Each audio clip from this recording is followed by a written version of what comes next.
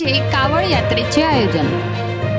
श्रावण मासात कावड यात्रेचे मोठे महत्त्व असते। देशभर जागोजागी या यात्रेचे दरवर्षी आयोजन करण्यात येते। त्यामुळे मागील वर्षीप्रमाणे याही वर्षी रामटेक तालुक्यातील देवलापार येथे कावड यात्रेचे आयोजन करण्यात आले। श्रावण मासानिमित्त 27 जुलैला दुपारी 3 वाजता ही यात्रा आयोजित करण्यात आली होती। श्री क्षेत्र गुप्तगंगा येथून कावड यात्रेची सुरुवात झाली व गावातील मुख्य मार्गावरून मार्गक्रमण करीत इंदिरा कॉलनी येथील शिव मंदिरात पोहोचली। कावड यात्रेत जागोजागी शरबत, चहा, बिस्किट, पाणी तसेच गोड पदार्थाचे वितरण करण्यात आले।